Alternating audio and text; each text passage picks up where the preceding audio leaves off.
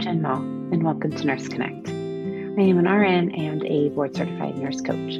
I believe that connecting with others is essential to living a happy and fulfilled life, and that sharing our stories not only helps us to heal ourselves, but also helps others by inspiring hope and optimism. I am so grateful to share stories of these incredible nurses on their journey, and I encourage you to find a way to share yours too. Thanks for listening in.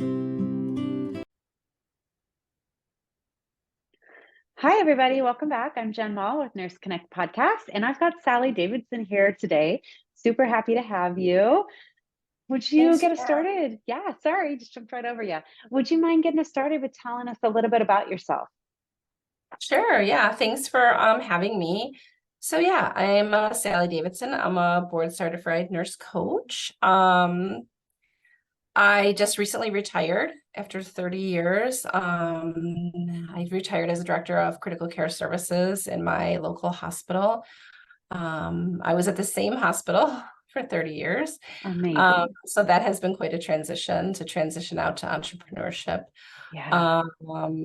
I started my career when my kids were younger, and I decided to put myself back through school. Mm, I was the first college graduate out of my family. me too. No medical background in anybody. Everybody Great. was like, "You're going to go to what? Nursing school?" Yeah. All of a sudden. And at that time, there was always jobs open for nursing. Mm, And so I was married. I had two young kids, and I really just wanted something. I always kind of wanted something more. I knew that. hmm And so decided to put myself through nursing school. And and I moved out. I started in oncology, Okay. which I loved. And that is definitely my heart. And then I moved on to critical care.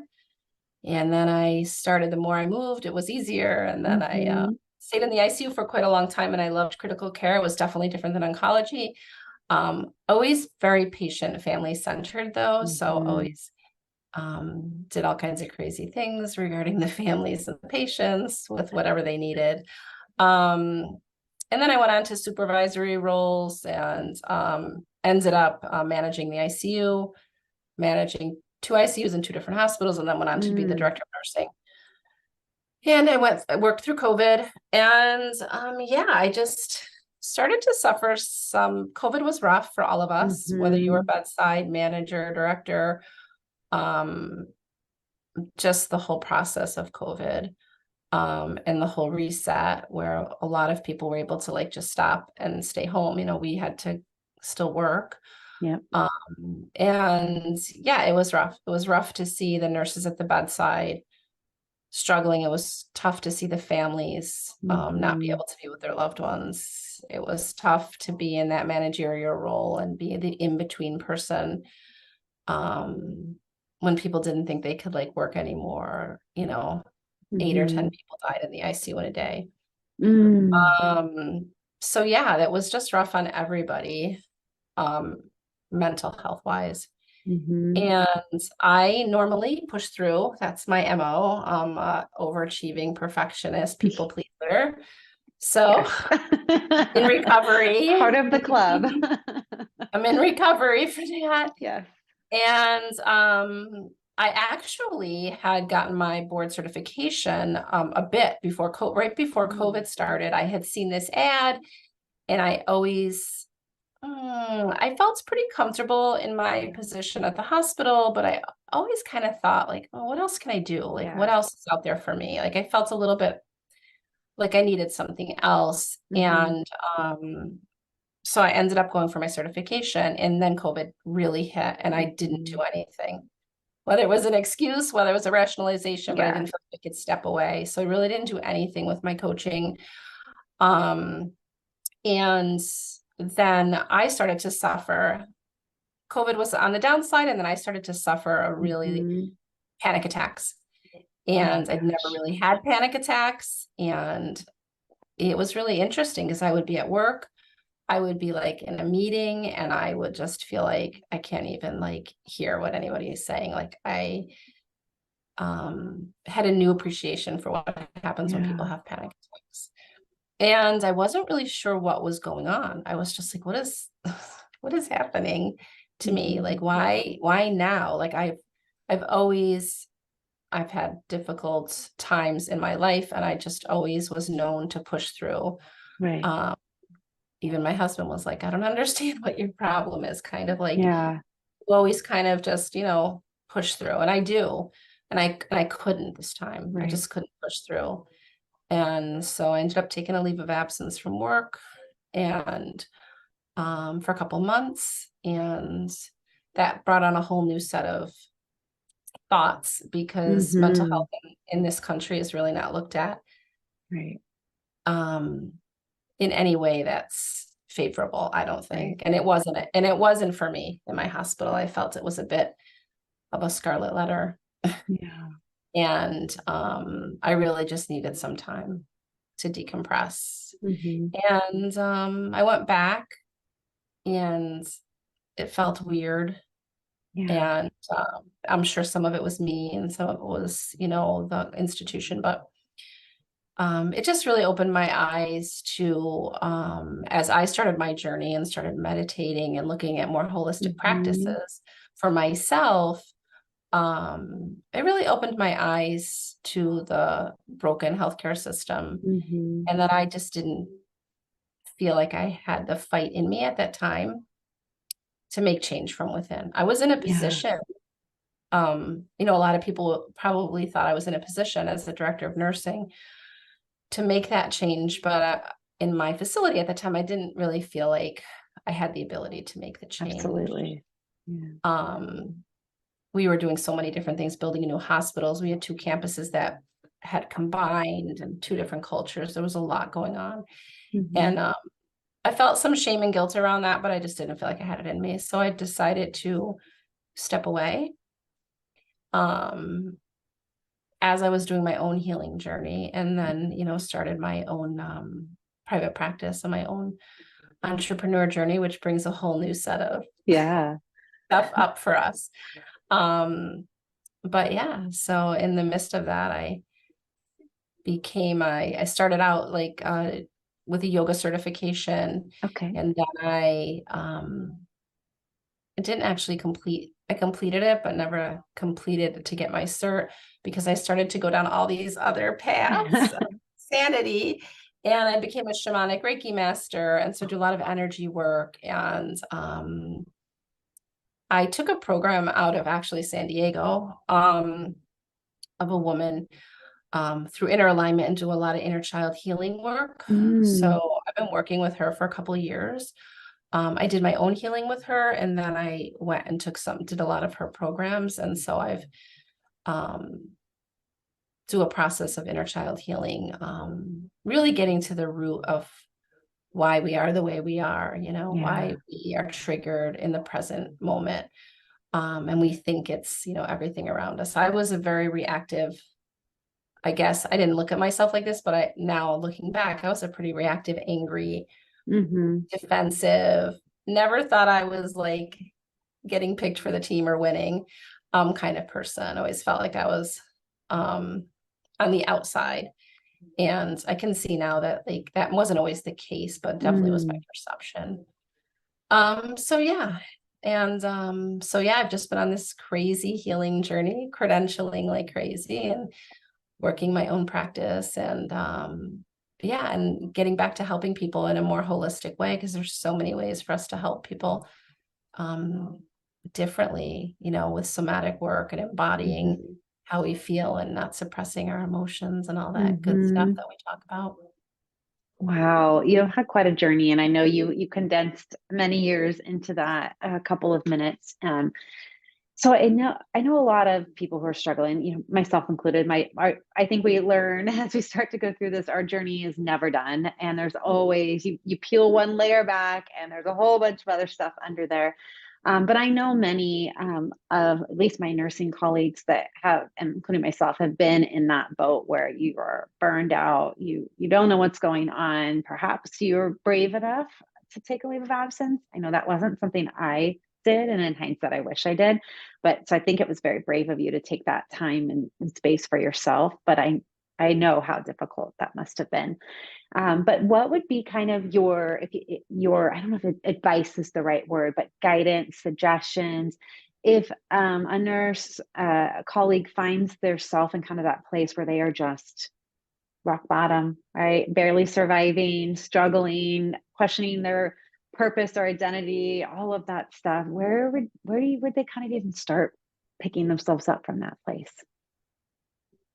I think it's really important to look, internally, which especially, and I don't want to say just as women, because I think men have issues. They're just maybe a little bit Mm-hmm. different than a women's Mm-hmm. issues.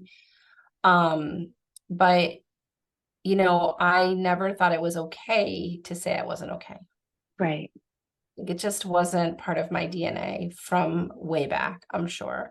Mm-hmm. And I didn't understand that at all then. Like I said, yeah, I just always push through. I've been through some really difficult times in my life, and I always pushed through. I always was able to bring home money. I was always able to work.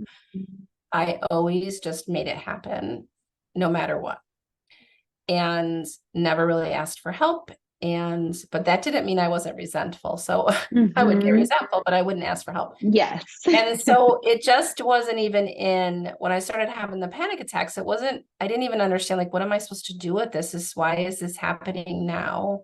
Am I somehow creating this chaos because I'm Mm, used to chaos in my life? So am I creating this chaos now? Like, everything in my life is fairly good right now. COVID was on the downslide. I had gotten promoted. I was in a good place in my marriage. But that's why it sometimes comes up, because I have a little oh. more time. And your body, we don't really listen to our bodies. So my advice or my suggestion to people would be to listen, because our body has a lot of wisdom. And Mm-hmm. if I could go back in time and listen to my body, but I was definitely of the mindset, like, just fix it, like, give me a pill, Yeah. my gallbladder, Easy. Yeah. just give me the quick fix because I have to get back to work. I mean, honestly, that's how I used Right. to. And now I have to live with that, like, that I don't have some of my organs. And, Mm, sometimes, yes, I'm not against medication, but sometimes it only adds to the problem. right. And so we have all this inner wisdom within us, and our body actually does talk to us, but we just have to slow down enough Yeah. to be able to, like, listen. And we do live in a society where it's looked at as weakness to, like, slow down, Mm-hmm. take a leave of Yeah. absence, or take some time off. And I know, like, a lot of nurses out there would be like, yeah, I can't even get any time off. And Mm-hmm. I was on the other end of not giving that time off, but it is so important. We need such a culture shift around this. But the reality is, the only person that can really advocate for you is you. Absolutely. And so you have to, like, take that in and understand that, like, whatever you're feeling is real, even if it's just real for you. Mm-hmm. And you have to take care of you get one. We may come back a couple of times, I don't know, Yeah. but we're in this one body, Right. and it is a magical machine, right, that is taking care of us. We birth children, we survive, with our nervous system, Yeah. everything. And really, I don't think we think about it. I didn't think about it like that. And so it is very intelligent, and it Mm-hmm. does tell you. And I definitely believe that, it was a message for me to be like, if you don't slow down, we're going to slow you down. Oh yeah. And Been so there. before you get to that point, really starting to, like, reevaluate what's Mm-hmm. important. Because for me, I thought it was money and And that getting validated. prestige, Yeah, getting climbing that validated. ladder and Yeah, I'm yeah. finally the director of nursing. Yeah. And yeah, but I was working, like, crazy hours, Mm-hmm. and holding all that stress for years, and that is not good for us. Yeah. Yeah, it is. It's rough. And I think that's what I see in my practice, both in my private practice with coaching, but also as in my role as an educator. I see that a lot. And it's hard to, you don't want to just walk up to somebody and be like, what are you doing? What's going on? Like, bring yourself down. Like, let me help you. That's not necessarily appropriate at all times. But so I try to find little ways to like sprinkle in different, helping people learn different techniques, mindfulness practices. I know you talked about doing some breath work. Do you have any easy suggestions? Things are so simple, but it doesn't necessarily, I guess, mean they're easy to implement. But do you have any suggestions on Yeah, quick little things people could do? yeah, I think they are fairly easy. And it's so interesting, right? Because I just got done with a breathwork facilitation, Mm, 6 month credentialing. And I went and took that because I was using breathwork with my clients, but on smaller levels, right? A little bit of yogic breathwork. And I was noticing that people are a lot of times resistant to meditation. hmm. I think people just think they can't meditate Yeah. and because they can't slow down enough. And it does take a bit of time to kind of get used to that. So I was using breath work a lot and I went and did a certification. So I do Mm, extensive breath work. But the reality is, as I was doing this breath work cert, I was thinking about all these things that we're training to do as coaches. And really we're doing that at the bedside. But really hmm. no one really talked to us in those terms. Like we are sitting with our patient. We are telling them to look at us, to make eye Hmm. contact, or maybe holding their hand. We're breathing with them. So we're creating like a heart coherence. We're breathing Mm, together with them to slow their breath down.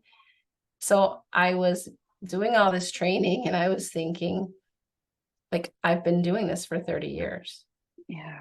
but we don't talk, like, we're not identifying and articulating it like that. But really, that's what it is. We're having the patient or the family member match our energy. We're doing Mm, eye gazing, we're making eye contact so they know that we really are caring about them. We may touch them if they're okay with that, hmm. hold their hand. And then we're breathing with them so that their breath meets our breath because we're grounded. Yeah. Now, I say it like that now, but that is not what I thought when I was sitting at the bedside or even as a Yeah. man. Um, so we're doing it. We're doing it, and it's basic. Yeah. But I As don't think that, people are connecting that as being able to do that for themselves. That right, that is our job as a nurse, right, to provide that care to others, but that it's selfish to do those things for ourselves. right. And That's you how I can used to create. feel, and I know a lot of the others do Mhm. too. Yeah, And yeah, the great thing about breath is you can just go in the bathroom, yeah. That's what I say. Hide in a closet, hide in the right? bathroom. Do Hide in, one like you minute can of just be like, I have breathing. to go to the bathroom. So you don't have to Yeah. do this long meditation. You can take 5 deep breaths. You can breathe in through your nose, close your eyes, and then exhale out of your mouth. And breathe in through your nose for 5, and then exhale out of your mouth. Maybe even extending the exhale out of your mouth just a little bit longer than your inhale, but that's all you have to do. Yeah. And another little tidbit is if you just relax your mouth Hmm. and relax your tongue, move it away, just kind of allow your tongue to kind of move. I'm just thinking if you just drop your tongue down and relax it Hmm. and relax your jaw a little, you'll see that even your shoulders drop. Hmm. There's this, just a little somatic practice where you just do that Yeah. with your tongue. And then you just take a few deep breaths, extend your exhale a little longer than your inhale. Do it in the waiting room, do it in the bathroom. I don't know. I always like the bathroom because it's Yeah. like a sacred little place. And that's Yeah. sometimes the time. And you start to relax. Hmm. I mean, you And just start to even in relax. just a minute, like it, Yeah, just in those couple of breaths, I can feel my own body relax. Again, I practice a lot of right. breath work and mindfulness meditation, so I can drop in pretty quickly. But I preach it a little bit. It's like 1 minute walking down the hall while you're in the bathroom, while you're, standing at the nurse's station charting. Even then, you can just take a minute to just center It yourself a little bit. changes your whole, it changes everything. Yeah. You're able to think more clear. You're Mm-hmm. able to make better decisions. You know, I know that when I was working, people couldn't get a break. They didn't want to take lunch. Then you try to force them to take lunch, Mm-hmm. but they didn't want to be behind. But really, it's so important to take your break, go Mm-hmm. outside. If you are able in your hospital to like just go outside even for 10 minutes and just like Yeah. get sun or whatever, depending on where you live. If you're home, take your shoes off and ground outside, just get your feet Mm-hmm. on the earth. And I know we think it has to be this hugely It magical doesn't. thing, but it doesn't. It has to be like Yeah. little tiny small steps. Mm-hmm. I know a lot of times nurses feel like it's all or nothing. Like we have Yes. to do all of this or nothing. And it Yeah. really doesn't have to be. Yes, Yeah. I do Beautiful. breath work and I teach people breath work and I do sessions for an hour, but it and that's beautiful and that does release a lot of old trauma. And yes, I do inner child work and I do all this healing work and energy work, but it doesn't have to always be all that. Like if you're Mm-hmm. just trying to do something for yourself so that you don't get to the stage I did where I had to take a leave of absence because I Mm-hmm. wasn't taking care of myself. I wasn't practicing. I had just started practicing mindfulness and meditation, but I was already a little probably too far gone. Like you have to be Yeah. able to reboot yourself. So having these practices, um, I have three granddaughters under the age of 7. And when they come to my house, they get the yoga mats out, they Oh. meditate, they, Oh, that's awesome.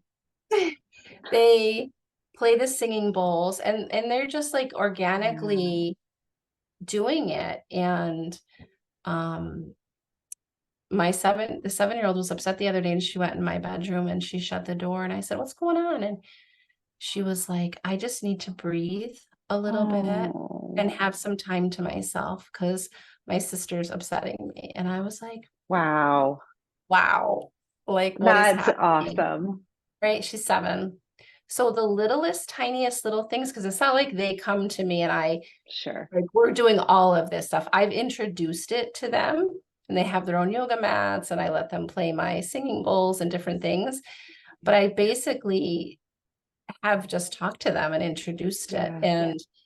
And it's just little snippets, little seeds. And so for yourself, just doing these little tiny things and it can really start to change everything. Yeah. Yeah, it's definitely that's some of the things you mentioned about just, reducing your stress, reducing your heart rate, your blood pressure, your anxiety, the panic attacks, depression. I mean, like I find also I'm less like, well, you think you kind of mentioned about being reactive or defensive. Like I used to be super high strung and always go, go, go. And so for me, it just brings me down, and it's beautiful because I have been able, just with doing some breath work and mindfulness, I mean, not more than 10 minutes a day. I mean, Mhm. I don't put a ton of effort into it. I mean, I do try and have mindful moments throughout the day, but even just a basic introduction with guided meditation on an app has made such a tremendous difference for myself over the last year. Because once you know what's really going to work for you, like, because there's so many Hmm. things, meditation and mindfulness Yeah. and working. And like I said, some people just are really so resistant to meditation. Yeah. I can drop in very easily. I meditate every morning. I can drop in, I can feel the difference in my body if Yeah. I meditate. And it's really great for pain control too. Mm. I had a surgery and I had nerve pain post surgery. Hmm. So they did another surgery because that was my mindset back then. Yeah. And I was like, yeah, if you can fix it. Well, they didn't, it wasn't fixed. And um, it was right around when I started my journey. And so I started my meditation and I was doing some breath work and some yoga and starting to calm my nervous system down. And Hmm. I had that pain for about a year and a half. It was pretty debilitating nerve pain. Mm. And one day I got up and I was like, wow, interesting. I don't really have that pain today. and I didn't have it the next day, and I didn't have it the next day. And I don't have that pain. And the only time I feel a flicker of that pain is when I'm really, really stressed. And it's almost like a bit of a Interesting. barometer for me now to be like, okay, you're not like doing your practices as much as you should. Because I definitely need to, for me, I need to routinely do my practices in the morning. I need to Wow. keep myself resourced, and I need to keep my nervous system regulated. Yeah. If I'm tired, I need to go to bed. If I'm hungry, I need to eat. And so in nursing, like, right, those are just basic needs. That we And usually they're don't not listen being, to. right, and they're not being met. And then even if Yeah. you try to meet them, say as the manager, they're so used to them not being met, they're almost like resistant to having them be met. And it's not Hmm. everybody, but it's Yeah. you smiling. So it's definitely probably a Yeah. pattern. And so when we really think about that, we're just saying, oh, go to the bathroom and breathe. But and they're thinking like, I never get to go to the bathroom, which is true. I mean, Yeah. I worked many shifts where I didn't go to the bathroom all day. And so that's not normal, Right. which is why they have so much trauma and then now they are resistant. Mhm. But it can change. Like, Yeah. yes, I took a leave. Everybody's not going to take a leave of absence, but you can take care of yourself. Yeah. You can make the choice. Like I think sometimes we think we don't have choice because of our circumstances, but we always have choice. Yep. It's just And scary even sometimes. not making a choice is still a Mhm. choice. And it is scary. Right, because it's your choice to not say, not go to lunch, or to Mhm. not do the breath, or if I don't meditate in the morning and then I complain later, it wasn't really Yeah. my choice not to meditate because I was scrolling on my phone or whatever I did in the morning versus Yeah. meditate. So we all have choice. Um, we just sometimes don't want to hear it because we Sure. have our inner patterns. Yeah. Yes, like it doesn't have Yeah. to be crazy convoluted. It can be starting with 3 minutes of breath. And then at your lunch or your break or in the car, what I say to a lot of my clients is, especially young moms that have little ones at home and are Mhm. working and they're so stressed. I'm like, okay, if the only time that you have time by yourself is in your car, then do it in your car. Absolutely. Turn your car off. When you get Yeah. in your car in the morning, just get in your car 5 minutes early. And when you're getting home at night, turn your car off and don't go in the house for 5 minutes, Yeah. and do 5 minutes of breath work Yeah. so that And your head before your into the shift. kids. Yeah, because you will shift, and then you're giving a gift to your Hmm. kids. Yeah.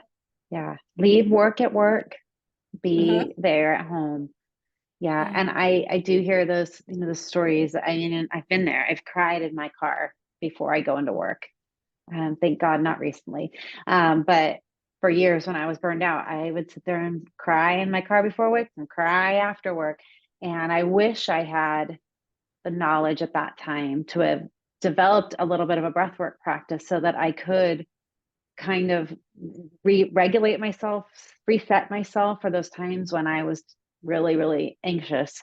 But that's a place where you can start, like you said, whether it's on your way home or before you get out of the car or like when you get to work, like really just centering and grounding yourself and taking care of yourself first before you walk in and give everything to everybody else, either your patients or work or home, whatever it is.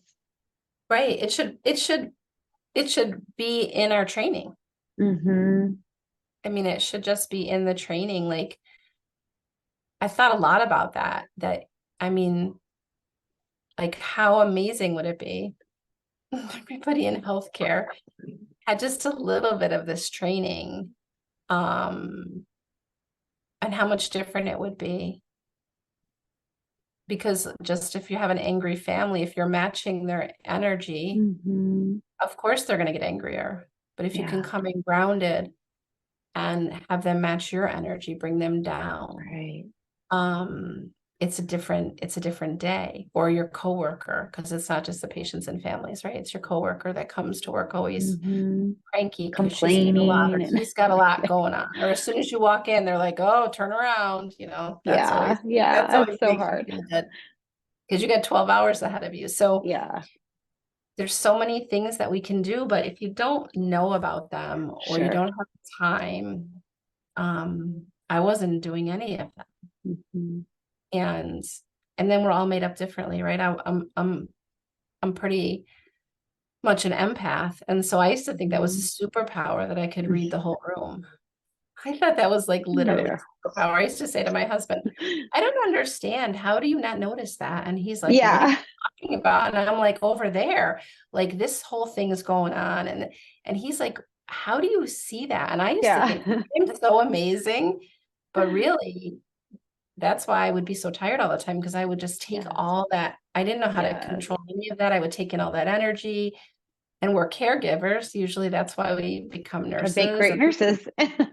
yeah, because we're caregivers and we're just gonna. Oh, I saw a t-shirt at a conference or a retreat, and it was this t-shirt with like a knife and blood. And it was, kind of gross, but across the front it said, I'm fine. oh, yeah. So I was like, that That's good. resonated I'm with fine. me because it's basically like, you're half dead and you're like, oh, I'm fine, I don't need anything. Yeah. Yeah. And we Yeah. do that at work, right? We would be like, oh, I don't want anybody in my room. So I got it. Yeah. Then you're working 2 hours late. And, I mean, 12 hours is already long. So, Yeah. some people are there 14 hours and then they got to come back the next day. And I know that the 12-hour shifts we thought was good, but I don't know. I find it to be a very long day Yeah. for people. And then For a lot of sure. nurses get 2 jobs. So they're even more tired and more stressed Yeah. and not doing self-care Right. on their days off. So then it's just rinse and repeat and come back. Yep. And just taking that time for themselves. It's so important to Agreed. take care of their mental health and their physical health.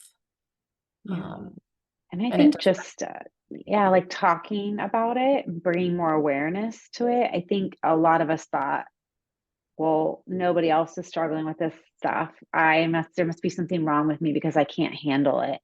And that's part of the reason why I do this, because I find that the more we talk about it and the more we share our own stories, that somebody else can go, oh, it's not just me. Okay, well, she was able to get out of this burnout and turn things around. Maybe I can do that. So maybe tomorrow I can just do 1 to 2 minutes of breath work and see how that Right. feels. So I love all the suggestions that you've shared today, and I'm super grateful for you being very open about your own journey, because I do truly feel like that will help others on theirs. So thank you. You're welcome. Yeah. Well, Yeah. before we sign off, is there anything else you want to share with our group today? No, I just think really the most important thing is to really advocate for yourself because Mhm. sometimes I was in that manager position and I definitely pushed because I thought that was normal to work like that. Mhm. So I have some guilt around that, but Yeah. you only know what you know. And so as we evolve and we know different things, we react differently or we Mhm. act differently. And so really is important to take care of yourself or your loved ones or, to the moms out there or even the dads, like, you're already working a difficult job. And so a lot of times what I hear my clients say, especially young moms or even moms of teenagers, like the kids always come first.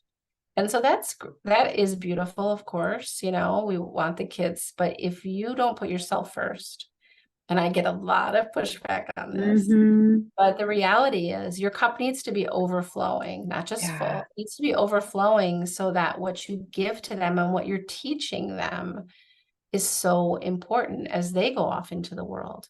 Because Mhm. if you're haphazard and just exhausted all the time because you're not feeding what you need, what's making you happy. And I think we've always been kind of guilted, like once we have kids or we're in a relationship, Yeah, everybody else is more important than us, and we don't need to be important. But I think that is biting us kind of in the butt now, for right? sure. For sure. We need to individually all be able to take care of our own needs, and then we just Mhm. show up so differently, and then we're going to teach our little ones or our teenagers how to take care of themselves. I mean, look at all the anxiety that Mhm. with the teenagers now or young adults that are having failure to launch, Yeah, and the anxiety. I've seen this firsthand. So I think working so much and having so much anxiety, yeah, not taking care of ourselves, then it just repeats itself right. generationally. So you're giving a gift to your family or your children Absolutely. by taking care of yourself and learning just these small habits and then teaching them. If my 7-year-old or if my 3-year-old says to my 3-year-old granddaughter says to me, Grandma, I'm just breathing. And Oh, she breathes. I mean, I can't even, I'm like astounded that they just are like little sponges, but they are. yeah, And so yeah, it can happen. And the more that we incorporate that into our lifestyle, then it just becomes the norm. yeah, Um, and so I just think that is the biggest thing that I can say, but it really is beautiful. important. Yeah. Absolutely. Thank you so much, Shelly. This has been such a wonderful conversation. I'm so appreciative of your Thank you for time. having me. Absolutely. All right. Thanks, everybody. Have a great day.